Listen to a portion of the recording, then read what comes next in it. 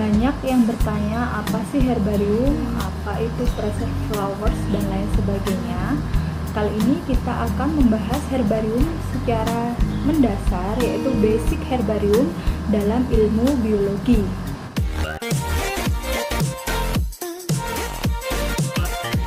Assalamualaikum warahmatullahi wabarakatuh. Kali ini kita akan membahas tentang herbarium. Sejak tahun 2005 saya sudah mengenal herbarium, yaitu ketika saya di bangku kuliah ilmu biologi.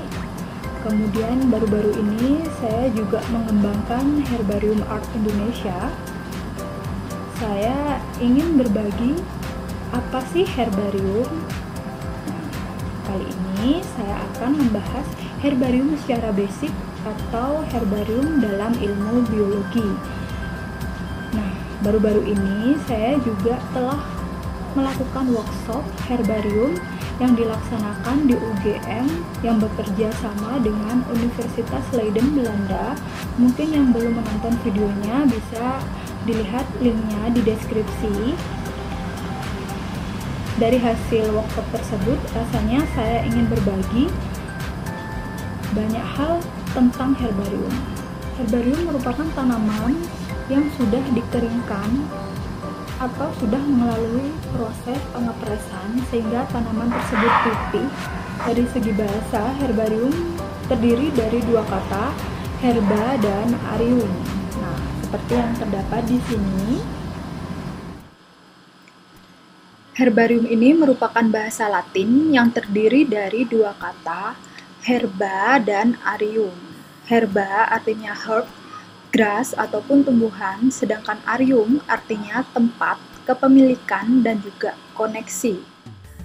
Dari segi bahasa tersebut, kemudian herbarium didefinisikan sebagai pengawetan tumbuhan untuk koleksi maupun ilmu pengetahuan. Herbarium merupakan kumpulan tumbuhan yang diawetkan, disimpan, dikatalogkan, dan disusun secara sistematis oleh taksonomi profesional. Selain itu, herbaria atau istilah jamak dari herbarium juga menyimpan dan mengelola kumpulan data ilustrasi botani, slide foto, gambar, dan juga peta. Perlu diingat, tumbuhan yang dijadikan sebagai herbarium disebut spesimen. Oke, jadi herbarium sendiri merupakan suatu tanaman yang sudah diawetkan. Awetan tanaman pada saat dahulu kala itu, herbarium merupakan pengawetan secara kering. Namun pada perkembangannya, herbarium sudah berkembang, terdapat beberapa jenis pengawetan tanaman. Ada yang herbarium basah, artinya tanaman tersebut dimasukkan ke dalam suatu cairan sehingga tanaman tersebut awet. Kemudian terus berkembang, pengawetan tanaman dapat berupa dried flowers seperti bunga yang dikeringkan secara utuh. Kemudian ada pula preserved flowers. Preserved flowers itu adalah bunga kering. Nah, bunga kering ini nama lain dari herbarium. Kalau di Jepang ada seni menghias bunga kering disebut dengan oshibana. Herbarium sangat penting dalam bidang ilmu biologi karena merupakan sumber pengetahuan botani yang lebih dari 4 abad. Herbarium ini sudah banyak, lebih dari 387 juta spesimen di seluruh dunia, bahkan lebih hingga sekarang. Herbarium menyimpan informasi sistematika dan taksonomi untuk mendeskripsikan dan mengklasifikasikan keanekaragaman tumbuhan. Banyak informasi yang akan kita dapatkan dari herbarium, yaitu berupa identifikasi, catatan sejarah, bahan ajar, sumber pendidikan, dokumen informasi tentang botani, menambah kredibilitas data. Selain itu, yang berkembang hingga sekarang yaitu ke arah art science, di mana menjadikan herbarium sebagai karya seni untuk dikoleksi secara mandiri atau untuk diperjualbelikan. Ini adalah salah satu contoh dari gedung ataupun museum herbarium yang menyimpan herbarium ratusan tahun. Dan ini adalah salah satu contoh proses identifikasi dalam bidang ilmu biologi di mana memanfaatkan herbarium untuk identifikasi, penelitian, pembelajaran, yang berkembang hingga sekarang. Sebelum kita lebih jauh mempelajari tentang herbarium, kita coba pelajari terlebih dahulu sejarah adanya herbarium. Jadi, herbarium awal mulanya ditemukan oleh Luca Ghini. Luca Ghini merupakan seorang profesor obat dan botani yang beliau merupakan salah satu profesor di Universitas Pisa pada tahun 1490 sampai 1556, yaitu sekitar abad 16. Profesor Luca Ghini menemukan herbarium, membuat herbarium berupa lembaran-lembaran kertas yang ditata dalam sebuah buku. Nah, pada tahun 1751, Carolus Linnaeus meneruskan mengembangkan karya dari Luca Ghini, yaitu dengan memberikan konstruksi kabinet penyimpanan herbarium.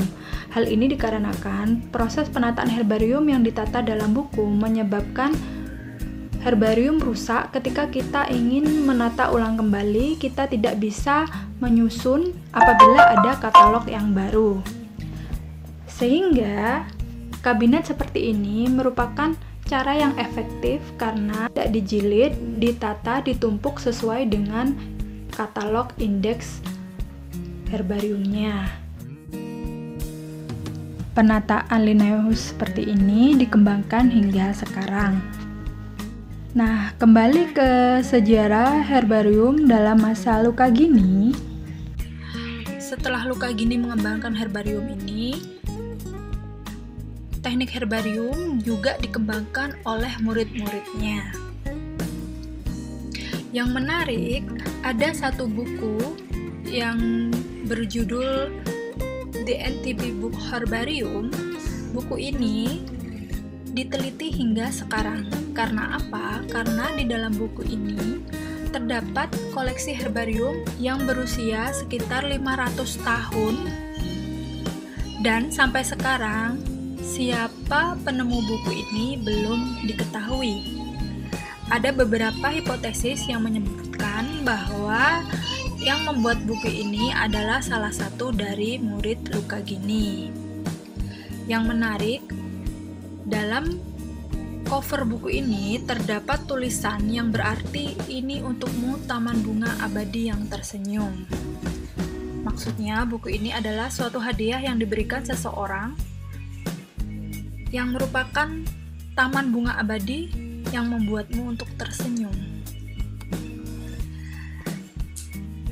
Buku ini sangat menarik ya. Buku ini disimpan hingga sekarang di Universitas Leiden di Belanda, di Museum Herbarium. Nah, buku ini berusia 500 tahun dapat bertahan hingga saat ini. Oleh karena itu, kita perlu mempelajari beberapa hal yang perlu kita perhatikan agar herbarium yang kita buat itu dapat bertahan lama dan memiliki kondisi yang baik. Herbarium yang baik dapat disimpan selama bertahun-tahun. Sebagai contoh, herbarium ini ada sejak tahun 1862 dan bagus atau kondisinya baik hingga sekarang. Banyak spesimen herbarium sudah dikatalogkan secara virtual. Herbarium memiliki akronim resmi atau kode yang digunakan sebagai standar untuk merujuk pada institusi dan spesimen pembuat herbarium. Nah, sekarang ini katalognya sudah tersedia di web sebagai berikut. Stede Herbarium menyimpan 7.800.000 total spesimen dan 4 juta spesimen merupakan spesimen digital. Nah, artinya sebanyak 51% spesimen sudah berupa spesimen digital. Nah, di sini kita bisa melihat banyak hal, yaitu dari koleksi herbarium, sains digital, banyak informasi tentang herbarium berada di sini. Kita juga dapat melihat indeks herbarium yang ada di seluruh dunia. Dulu kita melihat herbarium di museum-museum herbarium, laboratorium herbarium. Nah, Pada perkembangannya, pada abad 21 ini, herbarium sudah sangat berkembang pesat. Kita dapat melihat herbarium secara virtual atau sistem digital, seperti yang ada di gambar ini. Sistem digital herbarium sangat membantu bagi kita yang mungkin berlokasi jauh untuk melihat koleksi herbarium di belahan dunia. Teknik herbarium ada 6, yaitu preparasi, koleksi, pressing, drying, mounting, dan organizing. Nah, pertama kita bahas tentang preparasi atau preparation. Pertama, kita persiapan alat dan bahan untuk kegiatan kita koleksi herbarium ke lapang. Nah, ketika kita ke lapang mencari tanaman, ada beberapa hal yang perlu dipersiapkan, yaitu pertama, peralatan yang jelas tas, jadi untuk membawa hasil herbarium, membawa alat press ya. Kemudian tas, ada alat press, ada tang, ada buku catatan, terus ada etiket, ada plastik, ada alkohol, dan juga ada GPS. Nah, GPS ini kita gunakan untuk menentukan lokasi dari herbarium atau tanaman yang kita ambil. Kemudian ketika di lapang kita melakukan tahap koleksi atau collecting. Nah, tanaman ini kita pilih bagian-bagian tanaman atau organ-organ tanaman yang memiliki kondisi baik. Kondisi baik salah satu contohnya yaitu tanaman seperti ini. Ini adalah tanaman utuh, tergantung bagian apa yang ingin kita buat herbarium. Kayak gini. Ini menunjukkan herbarium untuk menunjukkan adanya batang, bunga, dan juga daun. Nah, ini gambar dari beberapa peneliti yang sedang mengumpulkan tanaman di lapang.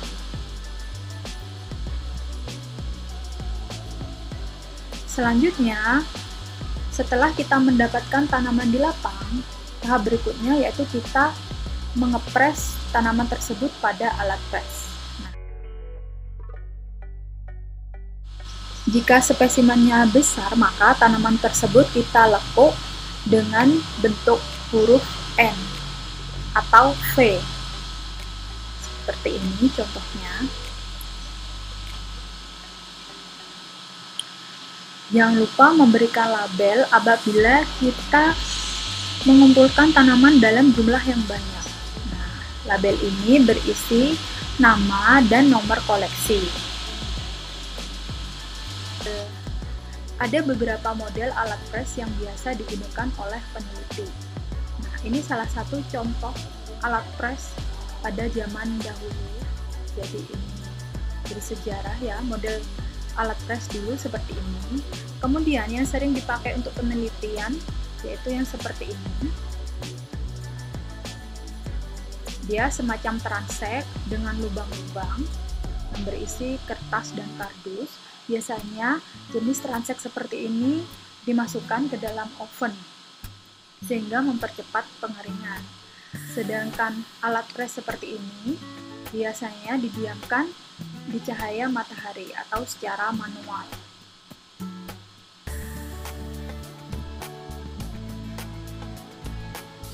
Nah, setelah kita mengkoleksi tanaman di lapang, kita langsung mengepres tanaman tersebut di lapang agar kondisi tanaman tidak cepat berubah. Apalagi kalau kita membuat herbarium dalam jumlah yang besar. Contohnya seperti ini, jadi di lapang kita cari tempat yang teduh, kita langsung mengepres spesimen yang digunakan. Ini adalah untuk menata spesimen, selain dengan menekuk dengan huruf V atau N, jangan lupa ketika beberapa jenis tanaman yang bentuknya seperti ini, kita buka terlebih dahulu, kita mekarkan terlebih dahulu agar tampak bagus dan terlihat bentuk dari percabangan batangnya. sehingga ketika kita melihat hasil herbarium tidak terlihat terasa menumpuk. Begitu pula dengan bunga, perlihatkan organ-organ yang penting yang ingin kita ketahui. Ini juga ketika ada spesimen seperti ini dapat dipotong dengan menggunakan tang untuk menunjukkan percabangan yang ada.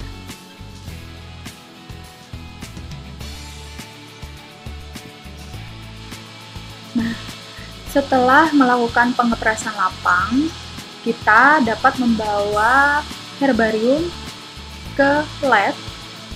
Nah, di lab, apa yang kita lakukan yaitu kita mengeringkan dengan menggunakan oven. Nah, seperti ini. Ini biasanya membutuhkan waktu 24 jam. Suhu tergantung dari jenis tanaman yang akan kita gunakan sebagai herbarium. Kemudian dapat pula menggunakan cahaya matahari atau secara manual, jadi kita jemur herbarium. Alat pres yang seperti ini biasanya tanaman kering sempurna itu adalah di atas 2 minggu. Kemudian ada pula portable electric dryer, jadi ini dicolokkan ke dalam listrik, bisa dibawa kemana aja. Selanjutnya kita akan proses mounting herbarium. Oke, tanaman yang sudah kita simpan dalam alat pres selama 2 minggu lebih kita bisa jadikan tanaman herbarium asal tanaman tersebut kering sempurna. Ciri-ciri tanaman yang kering sempurna yaitu tanaman tersebut kaku. Apabila tanaman dirasa masih lembab, berarti perlu adanya pengeringan lagi dengan menggunakan alat pres. Apabila tanaman tersebut lembab, maka masukkan kembali tanaman tersebut ke dalam alat pres, sehingga tanaman tersebut kita jemur di cahaya matahari. Mounting yang baik adalah seperti ini. Ada tanaman, ada label, di sini ada amplop. Apabila ada beberapa tanaman yang menghasilkan biji ataupun bunga yang kecil-kecil yang tidak bisa di-mounting, kemudian ada barcode dan juga ada cap dari institusi. Ini ada warna dan ini ada ukuran. Standar kertas mounting yang baik yaitu berukuran 30 x 42 cm. Ini adalah standar dunia untuk kertas mounting, boleh di bawahnya. Tiap institusi memiliki standar tersendiri, tapi standar maksimalnya yaitu ukuran 30 x 42 cm. Karakteristik spesimen yang baik untuk herbarium yaitu pertama, kertas herbarium sesuai dengan ukuran standar. Kemudian, tanaman tidak terganggu dengan adanya strap atau di sini merupakan isolasi, jadi tanaman tersebut tetap bisa diketahui bentuk-bentuk dari bagian-bagian pentingnya sehingga kelihatan, jadi tidak boleh memasang isolasi yang terlalu besar. Kemudian terdapat plastik. Plastik ini digunakan untuk menyimpan biji-bijian. Dapat pula menggunakan amplop. Di sini juga ada amplop apabila terdapat biji-bijian yang halus atau yang sulit untuk di-mounting. Kemudian terdapat stempel institusi. Kemudian terdapat label. Ini label herbarium. Kemudian tanaman dibuka atau tanaman dibuat secara lebar. Intinya antara percabangan tidak mengganggu percabangan lain sehingga terlihat beberapa bentuk percabangannya, sehingga terlihat jelas bentuk-bentuk dari percabangan dari batangnya. Hal ini digunakan untuk mempermudah proses identifikasi.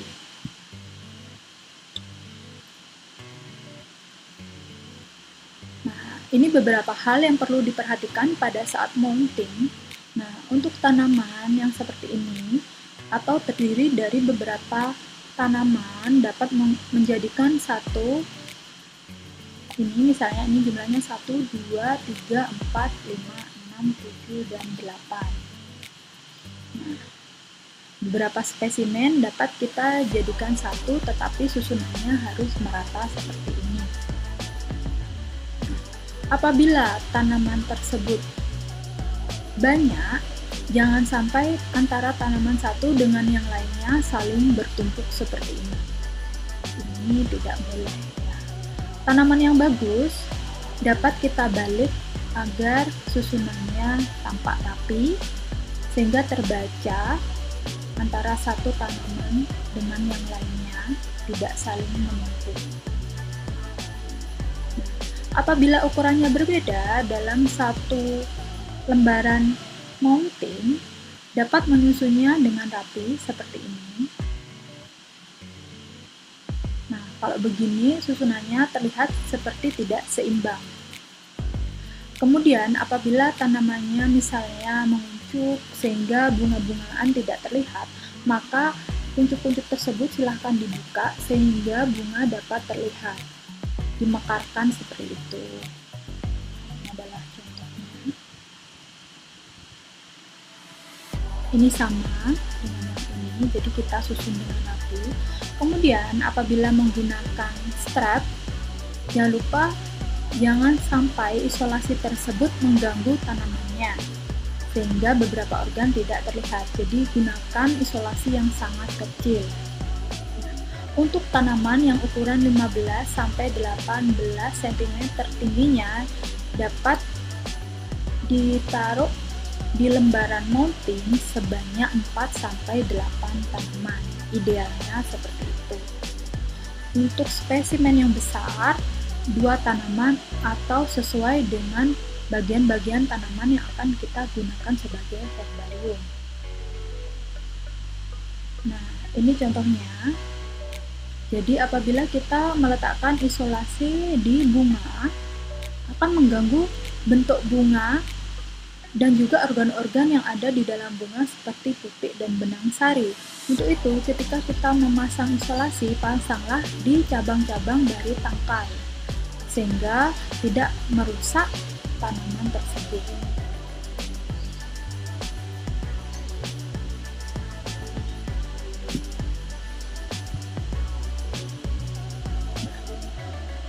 Untuk proses mounting ada beberapa cara yang bisa kita lakukan. Pertama, strip mounting, jadi menggunakan isolasi. Strip mounting ini biasanya digunakan pada tanaman yang berbatang keras atau tebal. Kemudian ada glue mounting atau menggunakan lem. Biasanya proses mounting dengan menggunakan lem ditujukan pada tanaman-tanaman yang berdaun lebar. Kemudian ETH mounting ini merupakan herbarium yang diletakkan di dalam kertas-kertas kecil seperti ini. Kertasnya berukuran 7x25. Kemudian pin mounting hampir sama dengan strap mounting. Nah, kalau dibesarkan, ini seperti menggunakan peniti atau paku.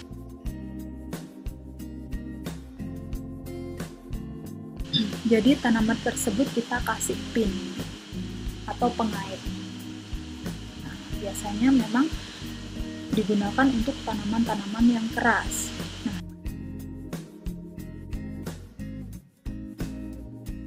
Selain itu, kita bisa menggunakan sewing mounting atau dengan menjahit.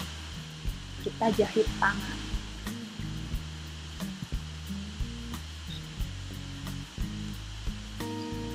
Nah, dalam herbarium terdapat amplop. Nah, ini digunakan untuk tanaman biasanya yang berbiji atau terdapat serbuk-serbuk halus seperti itu, agar tetap bisa kita menyimpan Ini adalah proses melipat dari amplopnya. Kemudian amplop tersebut kita lem di sini.